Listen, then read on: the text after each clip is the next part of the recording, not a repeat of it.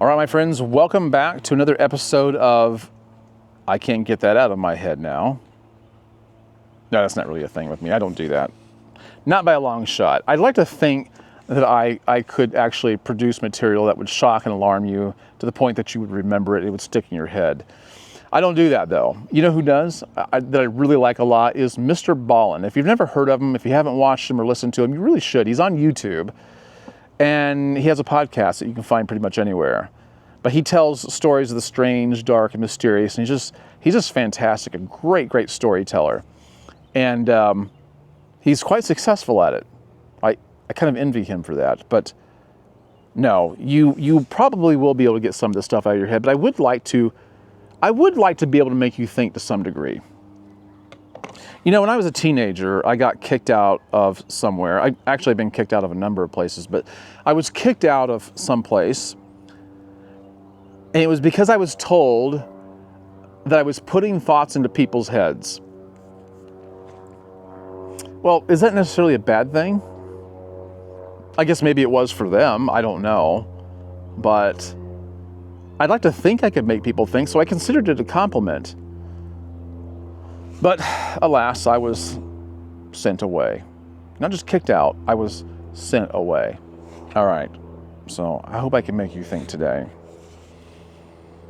You know, many of you who watch my channel know that I work for a utility company. And I have a lot of descriptors in my job description, but one of the things that people remember the most about what I do is that I cut people's power off for non-payment. You don't pay your bill, it gets cut off. It's just a necessary evil, right? I mean, it's only fair. I mean, how else are we going to pay the bills? Besides that, it gives me a job.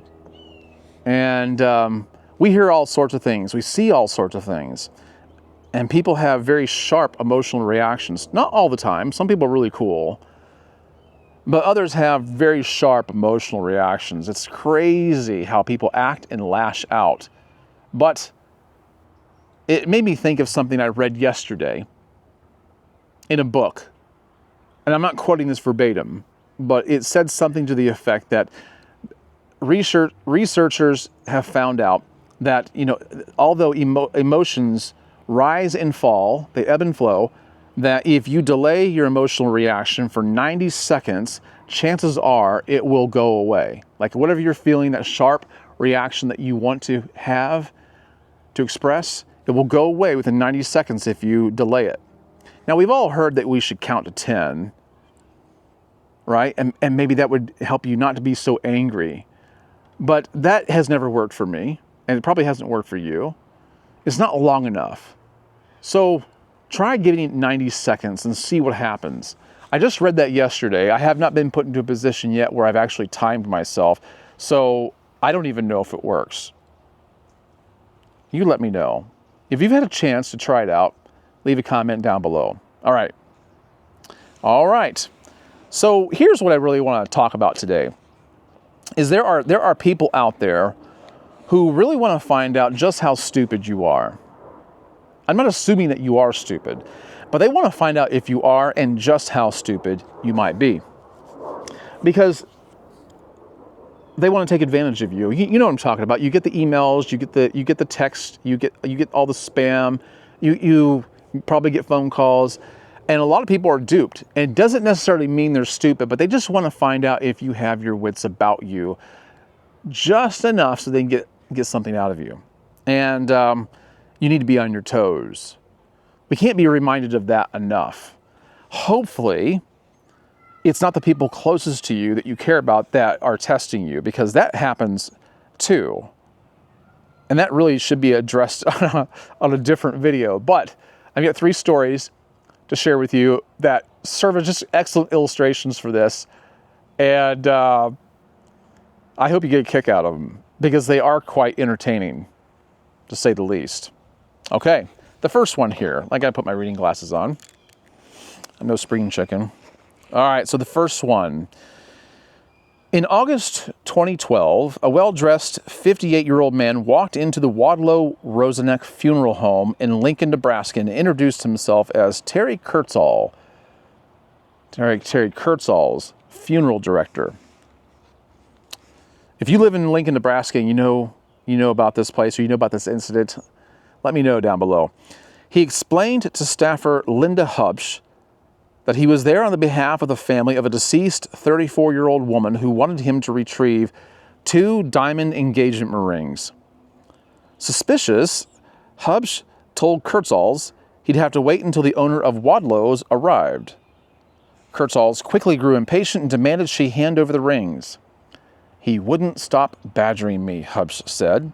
Funeral owners just don't act like that. It makes sense. I believe that. So here's what happened. Here's what they've revealed. The owner called the police and Kurtzals was later arrested. According to reports, he had been a licensed mortician, but his license was revoked back in 1996 for mishandling clients' money. It turned out that he'd been engaged to the deceased woman, and he gave her those 2 rings worth about $500 prior to her death. The ruse was his plan to get them back. A few months later, Kurtzals was arrested again for voting illegally in the 2012 presidential election. He'd been in prison for felony possession of burglary tools, making him ineligible to vote. The charge for impersonating a funeral director was only a misdemeanor, but voting illegally was a felony that landed Kurtzals a 2.5-year prison sentence. He was reportedly picked up by police after an acquaintance saw him wearing a sticker that said, "I voted today." This one I really like a lot. I kind of respect this guy a little bit. All right. In 2018, a performance artist named Douglas Bevans was selling an organic elixir at a street festival in Vancouver, British Columbia. The clear juice was professionally packaged in 1-liter bottles with shiny silver caps and labeled hot dog water. And there was a boiled hot dog floating in each bottle. Bevans touted it as a gluten-free, keto diet-compatible post-workout source of sodium and electrolytes. Each bottle cost $37.99. Also for sale, hot dog water breath freshener. Here's what they found out. Most customers believed the hot dog water was an actual product. It wasn't. Bevans called it a social experiment to see if people could be duped into believing a hot dog floating in water was a health drink, and paid nearly $40 for it. After selling more than 60 bottles of hot dog water, Bevans offered this friendly advice. Next time, if you're in the grocery aisle and you've got some fancy-sounding, science-y, blingy product, take a moment to ask yourself, is this hot dog water? Oh man, I tell you what, some people are just cruel. A young bride-to-be, identified only as Penny, decided to fatten up her bridesmaids, who happened to be her 2 sisters. Describing herself as a Jan Brady, a middle child who is often overlooked. I was a middle child. Yes, I was overlooked. But I probably should have been. I was probably better off. I got away with stuff because of that. Anyway, Penny was obsessed with what her wedding photos would look like. "My sisters are gorgeous," she later said. "I don't want to be reminded until my last day on earth that I was the plain sister." You know how many women I've heard say that? So every morning for the month leading up to the wedding, she made weight loss smoothies for her sisters, but they weren't really diet drinks. They were loaded with weight gain protein powder. Penny added more and more of the powder the closer the big day got, until she was adding 3 times the recommended amount daily. After the wedding, Penny shared her ruse with the lifestyle website Whim. That's spelled W-H-I-M-N. She was bragging, "My sisters had to have their dresses altered to accommodate their thickening waistlines." She said she also talked her pale-skinned siblings into wearing fun neon yellow gowns that actually made them look slightly ill. The sisters have since lost weight, she said, but they still don't know what happened. "Sometimes they ask me to make those delicious smoothies I used to make, but I tell them the weight loss shake has been discontinued." Oh my, I make them toast instead. Let them eat cake. In this case, no, they didn't even get cake, they got toast. Was it worth it?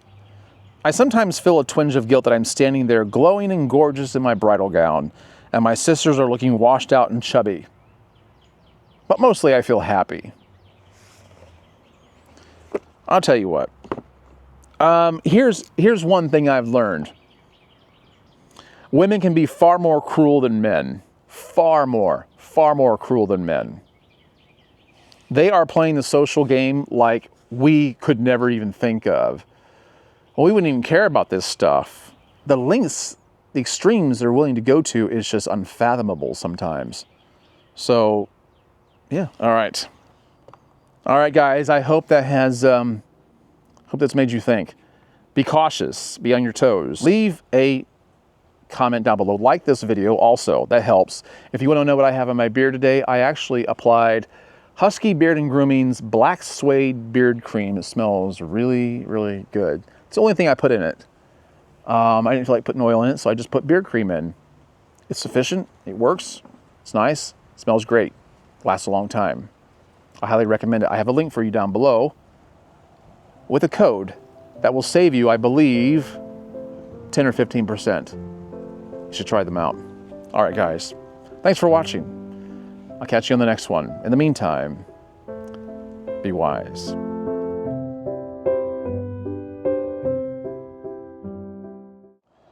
All right, good morning, my friends. Welcome back. As you can tell, it is very sunny out here in Central Florida. The sun is right in my eye line.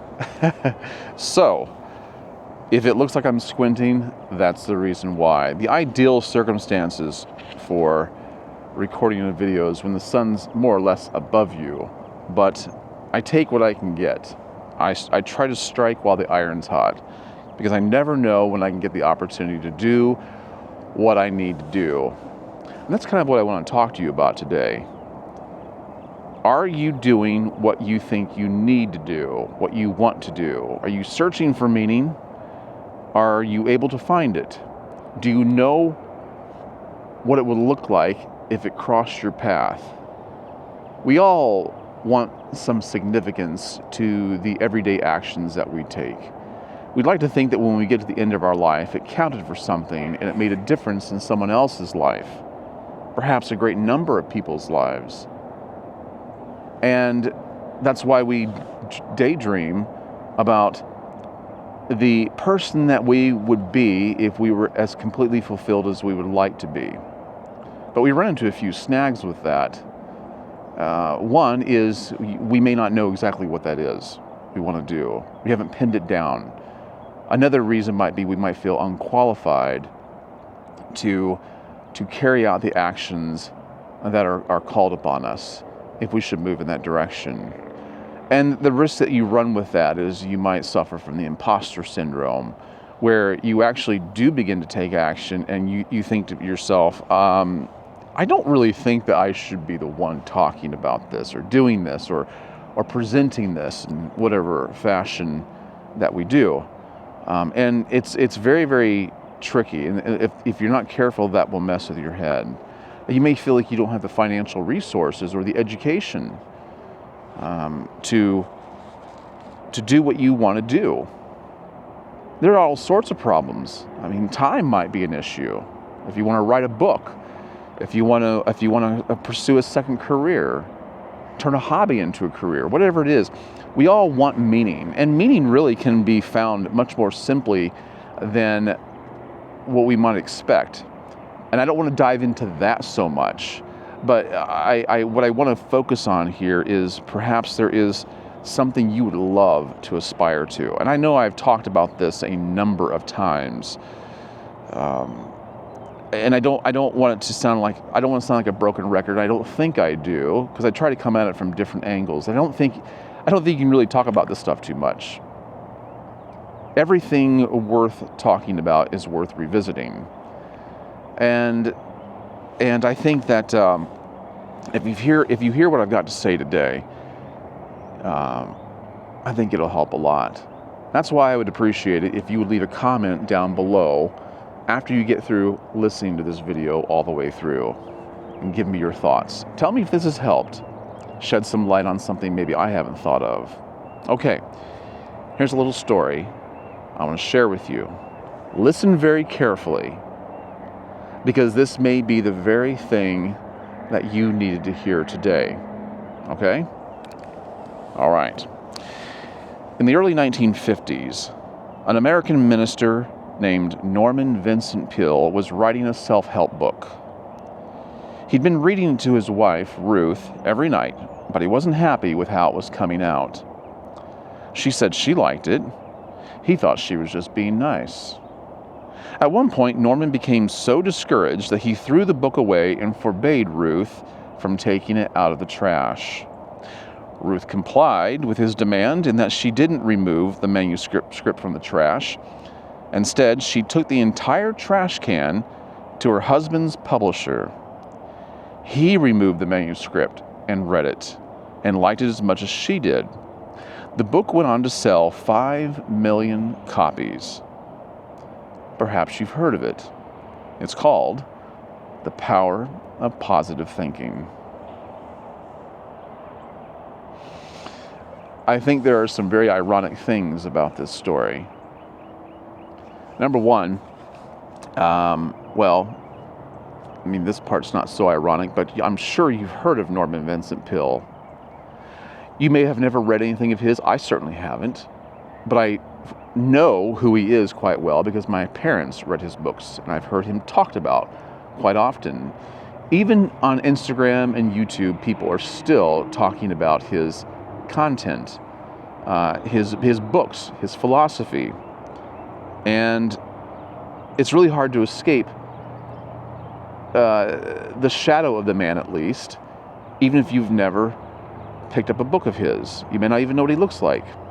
But his beliefs, his philosophy, his writings have permeated our culture in a way almost like nothing else has, except maybe the Bible. The power of positive thinking, as we speak of it, even today, pretty much goes back to Norman Vincent Peale. Now, he's certainly not the originator of his thoughts, but he certainly gets a lot of credit for helping a lot of people. What's interesting is he did not get here. He did not get to where he was, his level of his success, his ambition, his aspirations, without some support. Also, don't you find it funny that his book was called The Power of Positive Thinking, and yet he felt so negative about what he had written? He didn't feel qualified. He may not have felt he had enough education. He didn't feel like he could form his words and his paragraphs and his sentences correctly. He was afraid he'd be seen as an imposter. He might have felt like an imposter himself. He did take action, and he threw it away. How many times have we done that? How many times have we started something in order to get from point A to point Z, and somewhere along the way, we've stopped because something has interrupted us? It might have been our own self-disbelief. It could have been any number of things, but something discouraged you. Something really brought you down. It might have just been yourself. Norman Vincent Peale was doing this to himself. He wasn't getting feedback from other people telling him that his writing was garbage. He was telling himself that. Your biggest opponent on your way to ambition and achievement is yourself. And that's why you need to really consider strongly the way you're speaking to yourself about yourself. One of the best books I can recommend on that is one written by Shad Helmstetter called, I'll leave a link for it down below. I might be a little mistaken on the title because it's been years since I've read it, but it made a big difference in my life. How to Speak When You Talk to Yourself. I think that's what it's called. But look at the description down below and you'll find out. Fantastic book. But we are our biggest opponent. We suffer from imposter syndrome. We suffer from the belief that we're not good enough, that we're not educated enough, that we don't have enough time, that we don't have enough resources. And even if his wife Ruth had not encouraged him or stood in the gap for him, his work still would have been good enough. It helps if we have a support system, but we don't all have that. Don't wait for your support system to show up, because it may never happen. Lucky for him, he had somebody there, standing in the gap for him. But you may not have that. Take action anyway. Start making strides toward in the direction that you want to go. And even though you might feel like you're underqualified, you're going to learn things along the way. Don't wait until you think that you've got everything figured out. Figure it out as you go, and by the time you get there, you still may not feel like you're the right guy, but something will click, and God may have a reason for using you. If we always waited until we had everything lined up, we would do absolutely nothing. Okay? So every day when you get up, think about what it is you want to do, and do just a little bit. Do just a little something. Just something. I don't care how minor it is. I don't care how small it is. Just take a baby step in the direction that you want to go, and stop listening to the voices in your head that are telling you that you're not the right person for this. Just keep moving. Okay? I hope that's helped. That means something to you. I mean, you know how many... Listen, I love doing this. I love making YouTube videos that I hope will help somebody someday. Sometimes I look at the number of views I have or the numbers of subscribers. Sometimes I feel discouraged. Sometimes I compare myself to others and I feel discouraged. Sometimes I have issues that crop up in my life that make me feel like I'm not that great of a person. I shouldn't be talking about these things, but my father is the one who taught me years ago. Don't wait. Just do what it is you want to do. Keep taking steps in the right direction. You'll learn things along the way. We're never going to be everything that we think we ought to be. Never. And that's why you can't sit on your hands. Okay, guys, I hope that's helped. I hope that's meant something to you. Let me know if it has. Subscribe to this channel if you haven't done so already. Share this with somebody else that might need to hear it. You might know somebody else right now that's really struggling with this, and they could use a good word. Pass it on. Okay? All right. I appreciate you giving me the time to talk. And I hope you've listened well. All right, guys. I'll catch you on the next one. In the meantime, be wise.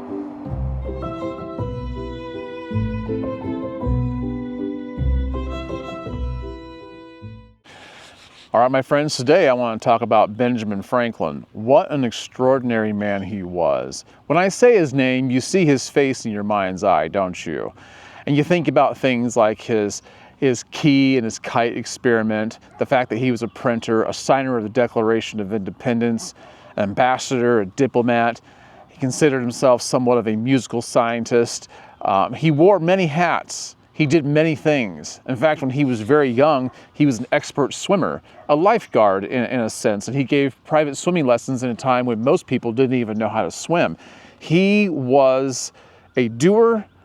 He was somebody who was interested in many, many things, and I just can't believe the amount of accomplishments he's had in his life. I mean, if he had been solely a signer of the Declaration of Independence, we'd probably be talking about him. But he was a very brilliant man, and if you've never read his autobiography, you should. It's somewhat incomplete, but it's nevertheless very interesting. And so when I was at the Oxford Exchange in Tampa, it's a really neat bookstore / gift shop, restaurant. It's really, really cool. I picked up a book in there called Ben and Me by Eric Weiner. and it's really, really good. It's a very good book, easy to read, but he talks about how he's somewhat envious of Benjamin Franklin. He wants to know how he can be a little bit more like him. Well, I want to talk about that a little bit, how we can be a little bit more like Benjamin Franklin. Now, we don't want to be just like someone else. We don't want to be a carbon copy, but we want to take away some of the positive aspects, attributes, characteristics of another individual whenever we can. And since he's such a highlighted person in history, why not? Why not take a look at him? So, you know, he's a person who did so many different things, wore so many different hats. You have to know that that he probably failed a lot. Yes, I know there's a dog barking in the back of me.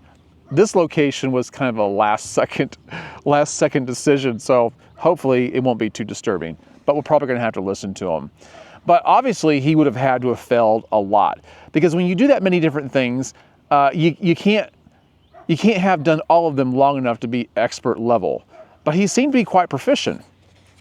And one of the things that he did that was quite remarkable and quite earth-shattering at that time was he changed from being a British loyalist to an American rebel at 69 years old. 69 years old. That was a chance that was actually life-threatening. The British government tried to hunt him down and hang him, but he escaped their grasp a few times. And so he's a guy who took chances. He took chances on many things, and he's very witty too, by the way. You know, that's if you have ever had the privilege of having Poor Richard's Almanac, which I haven't, but I've seen different things from it. You'll know that he wrote that under a pseudonym, which he often did, even from a very young age. He wrote things under a pseudonym, and people relied on that book. In Pennsylvania homes during colonial times, they generally only had 2 books in the home, and that was the Bible and Poor Richard's Almanac. That's how prolific he was. Well, anyway, so he failed often, and he was often confronted with setbacks, but he never abandoned his ideas. So if he had an idea in his head, he just went with it. He just tried it. If something crossed his mind, he said, you know, I'm going to see if that would work. I don't know if it will or not, but I'd like to find out. I'd like to find out what the chances are. And you know, that's one of the takeaways I believe that we can all benefit from is how many different things do you try? You know, growing up, one of the things I was always annoyed with when my dad got together with friends, even when I was a young adult and guys got together, they were still doing this, but the only thing they would ever talk about was fishing, hunting, and work. And that was it. That was completely it. And I thought, what a boring life that is, if that's all you can talk about. But it's important to be interested in many different things and have that curious mind where we wonder what we could possibly do with that. And so, you know, I think if Franklin didn't let failure discourage him, we could learn from that. But I think there's another aspect of Franklin that I really admire a lot. In this chapter, in chapter 13, I'm just going to read a little bit of it for you here real quick. It's easy to understand. It's not deep. So stick around. Do not turn this video off. Just listen carefully, because I think you're going to like this. Okay, so in chapter 13, the title of it is called Textual Ben. It's about his life as a printer. He started printing at a very young age because his older brother was a printer, and they did not get along. But Ben became very good at it. And it's one of the things he was known for his entire life was as a printer. Even though he was a signer of the Declaration of Independence, I think his gravestone even says that he was a printer. I don't think it highlights the fact that he was a signer of the Declaration of Independence, but does say he was a printer, if I'm not mistaken. I'm pretty sure of that. Anyway, so here's how this chapter goes at first, and listen very carefully. Benjamin Franklin loved words. He loved how they felt in his printer's composing tray, and how they looked on the printed page, and how they sounded on the lips of great orators like the preacher George Whitefield. He loved the musicality of words. Here Skug lies snug as a bug in a rug. I probably didn't read that as poetically as I could have, but anyway, he wrote to young Georgiana Shipley when her pet squirrel Mungo, a gift from Ben, met an untimely demise. Yeah, he gave a girl a pet squirrel. He invented words too, mostly electrical terms, but Also everyday ones like mileage and fellow man and magical circle and power of attorney. We got those from him. We got a lot of words from him, actually. He also loved the money that words yielded.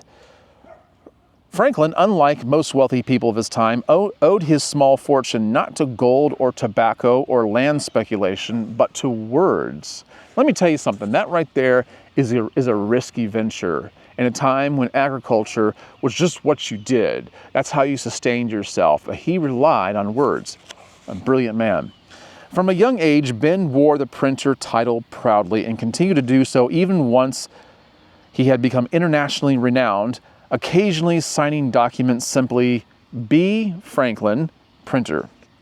He began printing at age 12 and continued well into his 70s when, as U.S. representative to France, he set up a small press at his residence in the village of Passy.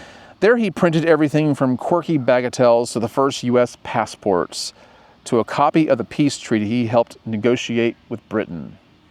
So next time you look at your passport, realize that Benjamin Franklin was the first one to print those. For Franklin, printing was more than a profession or a business. It was an art, a calling, and a force for good in the world. It was a way of seeing the world, too. Franklin, like all printers, had to compose the type backward and upside down. He grew accustomed to altered perspectives. I had an older friend who has passed away. Now it's been a few years. He lived well into his 80s. And he had an interest in many things too, and one of them was a printing press. And I don't know if I had one, but he was telling me all about printing presses. Yeah, I'm sure he did, because he was talking about how I should come over and look at his. But it was like an old printing press where you had to take the print, whatever you put, wherever you were printing, you had to compose it backwards, and the letters had to be upside down. And so that was interesting to me. He didn't know if I knew that or not, which I did not. But they bring this back up here. They make it a point. The author makes it a point in this article that Benjamin Franklin was able to consider altered perspectives because he was accustomed to putting things in upside down and backwards. In fact, even though he was a British loyalist that turned American, his son, I can't remember his son's name, but his son became a governor of, I believe it was, was it Maryland? Or it was one of those New England states. And his son and him were at odds with each other for the rest of their lives because his son remained a British loyalist. It was just shocking to either one that they would assume the political stance that they would. But Benjamin Franklin was able to adjust his stance and consider different perspectives because of his printing experience. This is what I want to convey to you. You know, we all have opinions. We all have staunch beliefs. We all have certain ways of thinking that we believe are right. And I'm not here to encourage you that you might be wrong. I'm not here to say that you are wrong. But what I do want to convey is that it is important to understand there are people who think differently than we do. And I know you know that. But one of the ways that we can communicate with others, and Benjamin Franklin was in the communication business. Words were very important to him. But in the one of the ways of communicating with people is to consider their perspective, because first of all, we might learn something. We might learn that A, we're wrong, or B, there's just a different way of thinking about something. So one of the ways we can do that, and this is what I've really tried to do in the past couple of years, is I've taken everything that I think and believe, not everything, but I've tried, as much as I can, as much as I'm conscious of. Oh, there's a church bell. You get to hear that while we're doing this. But take what you believe, think about the things that you believe and the things that you say, and think about them in a backwards fashion. Because that's how other people hear you sometimes. That's how they think compared to you. So what I try to do is I try to think of something that I really staunchly believe in, and I try to form an argument, every argument possible against what I believe, because I want to be prepared for the different ways that other people think. And that allows me to communicate with them in a meaningful way without being argumentative. It also gives me a chance to form my arguments in a way where I can actually not deconstruct, but turn my thoughts backwards and upside down so that they actually mean something to somebody else. In the end, when it's printed in their mind, it makes sense. Am I making sense now? I certainly hope so. Because it does mean a lot. It is a great way to approach things. Consider altered perspectives. Consider other people's perspectives, and consider turning yours on their head. It's very eye-opening. And it's another way we can learn to be a little bit more like Benjamin Franklin. We have things we can learn from all kinds of people in history, but old Ben, he's one of them. He's one of my favorites. I hope you've liked this. I'm going to leave a link for this book down in the description below. I highly suggest getting it, and it's a fun read. I hope you're enjoying the church bells. All right, guys, it's a beautiful day out here. I've got to get cranking. I'm glad you joined me. Now I have a helicopter. All sorts of noises around here. All right, make sure you like this video, subscribe if you haven't done so already. Check the notification bell, make sure that's on so you can be apprised of my future uploads and watch them. All right, I'll catch you guys in the next one. In the meantime, be wise.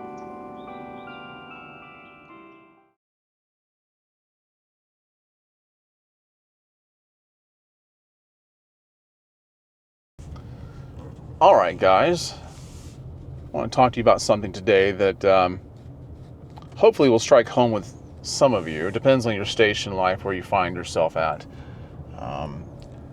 Many men are pretty dissatisfied with their life. Not all the time. Not all the time. It comes and goes. It doesn't matter who you are, how much money you make, what you've accomplished, what your given occupation is. Who loves you and who doesn't. The feelings of dissatisfaction are experienced by everybody. But what I want to address is something a little more chronic than that. And that is if you tend to be in a slump where you just can't seem to feel right about things and you're wondering what to do about it. And that's kind of what I want to address here and talk about, because I know what this is like. I mean, it's something that's just very real and very common to the human experience. So I watched a video the other day, not completely, because it's an over an hour long video and I just haven't had time to devote to all of it. I'll go back and finish it later, but it's by a doctor. I'll try to link it at the end of this, or somewhere down the description. I don't know if he's a doctor of behavioral science or he's a psychologist or what he is, but he was talking about the man of action versus inaction. That's not what the title of it was, but that's the gist of it. And how to make that shift from inaction to action. And he had a lot of good things to say. And the reason why I'm talking about it and not just telling you to go watch it, which you should, but is because some of you may never see this. It may never show up in your feed. And I can't articulate everything he said because I don't know everything he said. But he said enough that made me think. And so now I can kind of elaborate on it a little bit after I've stewed on it for a few days. And that is, you know, if you feel like there's something that you should be doing and you're not doing it, that can make you feel pretty terrible. That feeling of having no accomplishment in a given area is one thing. And then a lot of times you don't know what you want to do, but you feel like you should be doing something. And you're being kind of hard on yourself. And the reason why that is, I believe, and this is just my thought, this is my thoughts and my opinions, are programmed to be very performance based. And I'm not saying that's completely wrong, but we're only allowed or given certain benefits in life if we perform the correct way. If we perform up to a certain level, we know that. We're taught to be honorable, to be respectful, and to bring home the bacon. No matter how society tends to look at things, we're told that we need to perform in certain ways, or else you're just not going to receive the benefits in life that you like. And this is what we're accustomed to. And if you're honest with yourself, you'll probably realize that you can't really say that you haven't done anything. You're just not where you think you ought to be. All right? And what I liked about this doctor is he was talking about how even what we consider inaction is oftentimes action. Everything, we're always active. Even if we're just sitting on the sofa playing video games and stuffing our face full of Cheetos, we're still doing something. And we've got to learn to redefine what something is, what action is versus inaction. So inaction is more or less a myth. We just believe that we should be doing something else, and maybe we should be, But there's all sorts of reasons why we're not where we think we ought to be. Maybe we're physically tired. Maybe we're emotionally exhausted. I know men aren't supposed to talk about that. At least that's, given the generation that I grew up in, and listening to the generation before me, men don't talk about stuff like that. But we're learning differently now. Men are emotional too. We just handle them differently, and we should. But maybe you're emotionally exhausted. Maybe you're financially drained. Maybe opportunities just have not seemed to come your way, and you can't figure out why you're not getting a break. Maybe you don't feel talented enough, or maybe you don't feel like you measure up the way you ought to be able to perform certain functions. And all of this weighs on us, and it makes us feel less than. And it drives us into a slump where we feel like I can't even do anything anymore, even if I wanted to. And that just makes us feel worse and worse. We just feel like we're doing nothing. The truth is, we're doing something. And I think it's important to be honest with ourselves and realize that we are always doing something, but maybe we need to be doing something else. Action is just a part of our life. It's what we always need to be involved with a caveat. And I never thought about it in ways like this until I listened to this man on YouTube. But the greatest way for any man to live is to be a man of action. And it might be that right now you're just not doing what you should be doing. I'm not saying you're doing something wrong. I'm not saying that it hasn't been right. Maybe it's been right for a while. Maybe you've been doing what you should be doing, but maybe things need to change and you don't know what that is. And what I liked about what this man said is that maybe you just need to stop doing something in order to find out what action you need to take. It's not that you need to replace it with a different action.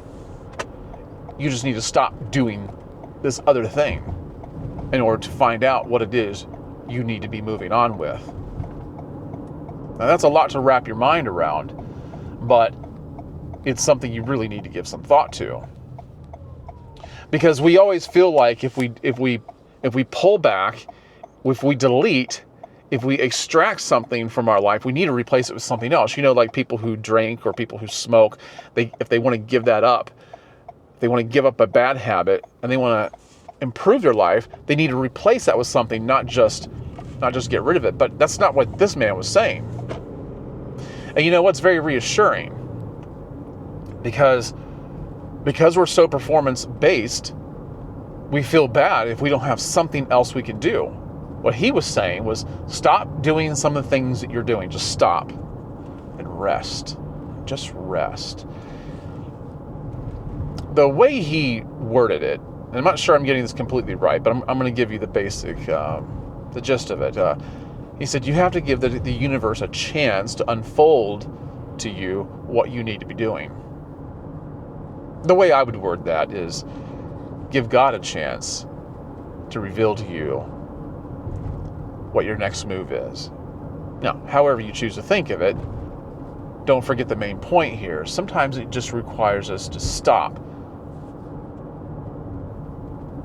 Sometimes it's important for us to wander out into the desert and be alone for a while.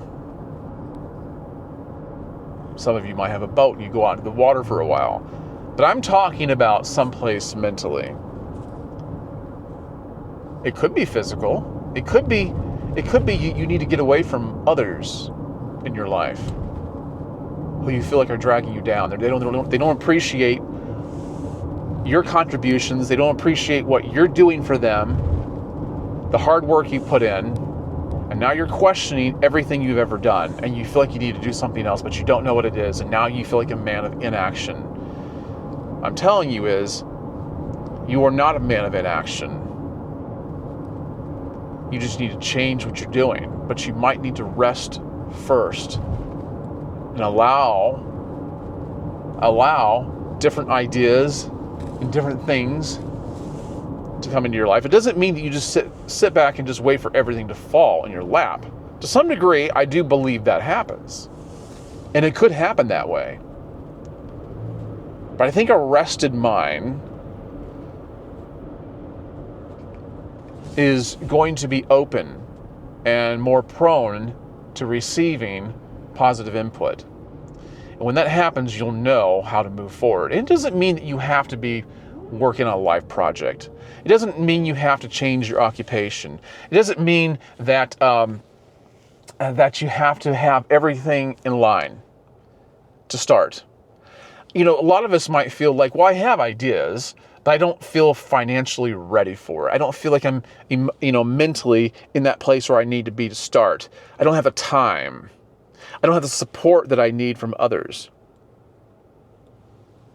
And all those may be very real, but I think it's important to just start doing something. And if you don't know what that is, and if you feel just exhausted right now, take some time to wander out in the desert alone and be with your thoughts.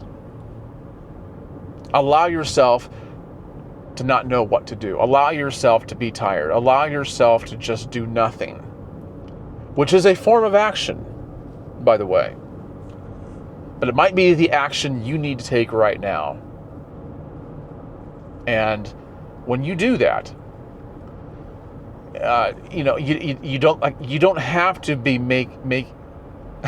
you don't have to be making life-changing decisions. You could join a club. You could join a gym. You could become part of a men's group at a church, or maybe not. Maybe that's not your thing. Maybe you could start a YouTube channel. Maybe you could start a book reading habit as opposed to reading just menus, right? I don't know why I put it that way, but you could start some kind of a habit, and it might be a lot of different things that you could assume. See, I don't know about you, but I know there's got to be a lot of guys just like me, that have similar personalities. We're all or nothing kind of guys. And so you might be thinking to yourself, well, I want to do something, but I'm not sure I could give all of myself to it. You don't need to. You don't need to give all of yourself, and you don't need to perform at 100%. You might think, well, I'm not talented enough for that. You don't need to be. Take some time to rest, and then come back. Remain open and come back and just start taking action with something, whatever it might be. And when you do, you're going to feel renewed. You're going to feel either like a new man or a better man. Make all the difference in the world. I hope that's helped. I appreciate you watching. Leave a comment down below. Give me your thoughts. And share something down there with other people that, maybe you've been through this and you might have a different take on something and others need to hear about it, and reading your comment might have helped. So anyway, like the video, subscribe if you haven't done so already, and tap the notification bell. Join me on my next one. All right? Thanks for watching, guys. In the meantime, be wise.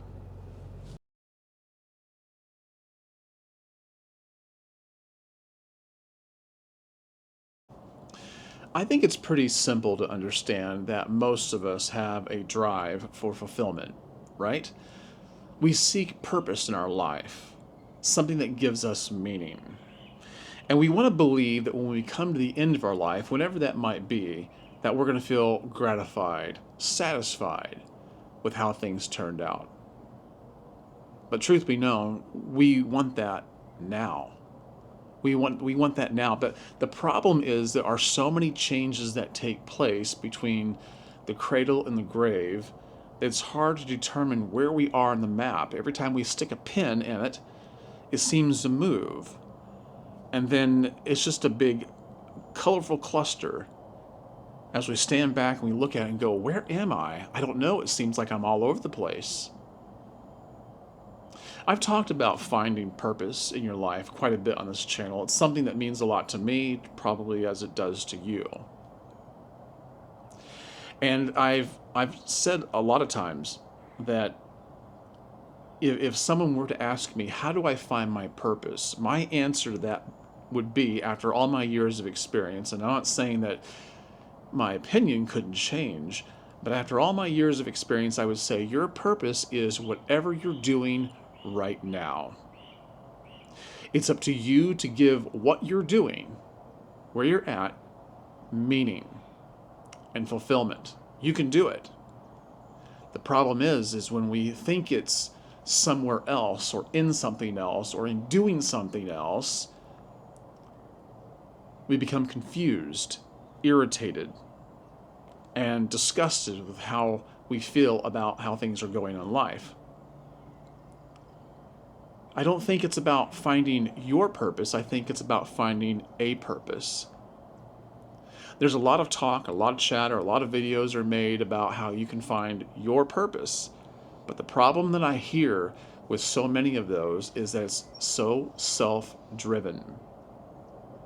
I found an article that I think is helpful in articulating exactly how I feel and what I want to convey today. So listen to this carefully. I think it's going to help you tremendously. All right? The idea of finding a purpose instead of finding your purpose has gained traction in recent discussions about fulfillment and mental health. Finding a purpose refers to engaging with activities that give life meaning and contribute to something greater, whether through work, relationships, or personal growth. Finding your purpose, on the other hand, often implies there's one singular fixed calling or destiny that you must uncover. Research in psychology and philosophy, such as Viktor Frankl's Man's Search for Meaning, suggests that pursuing a broader sense of purpose, rather than fixating on one specific goal, offers more flexibility and room for growth.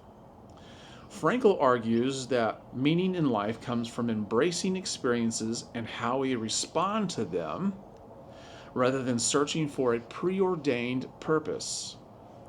This approach aligns with modern positive psychology, which emphasizes that purpose can evolve over time, adapting to new challenges and perspectives. Additionally, studies indicate that people who are flexible about their purpose tend to be more resilient in the face of life's uncertainties. A study published in Psychological Science found that people who focus on a dynamic, evolving sense of purpose are better able to adapt to life's inevitable changes, offering greater satisfaction and well-being. The takeaway is that finding a purpose by engaging deeply in what matters to you and staying open to new opportunities can lead to more fulfillment than trying to fit into a rigid idea of one perfect, unchanging purpose. This more fluid approach encourages growth, adaptability, and continuous self-discovery. Leave a comment down below and tell me what stood out to you the most in what I just read or what I've spoken about. Purpose is so malleable. If you want to find fulfilling purpose and meaning in life, you've got to be less inflexible than what you are right now, perhaps. And if you're able to do that, then you can find a way to weave meaning into everything that you do. Everywhere you go, with everyone you talk to, every encounter has impact. Everything you set your hands to do has a purpose. And it's good for your mental health to be flexible like this. See, the problem that people have when they talk about finding their purpose is that when they can't seem to make it happen, life becomes extremely disappointing. That means things are not going right. Things are not going according to plan. Someone has done you wrong because this is what you were supposed to do and it's not happening, and the world will not be right until A, B, and C falls in place. The thing is, it may never happen. There's too many variables that take place from day to day, from hour to hour. Too many. So, how do you find a purpose in life? Enjoy what you do. Be happy about it. Know why you do what you do. This is what the Japanese philosophy of Ikigai talks about. Know why it is you get up every morning. And you might say, well, I don't like my job. I don't like what I do, whether you're self-employed or you work for someone else. I don't like where I live. I don't like the car I drive. I don't like the state that I live in, or I don't like my income level. You're not accepting reality, and you're not allowing the reality that you live in to teach you something. And when you don't allow that, new opportunities either will not arise or you will not recognize them when they come along. It's up to you to find a purpose, not just your purpose. All right, I hope this has helped. I hope it's meant something to you. Like this video. Share this with somebody who needs to hear it. Consider donating to the channel. There's a PayPal link down below. And if you haven't tapped the notification bell, that means you're not getting notified that anytime I upload a video. And I think a lot of my videos could be extremely helpful to you. I thank you for listening, and I hope to see you on the next one. In the meantime, be wise.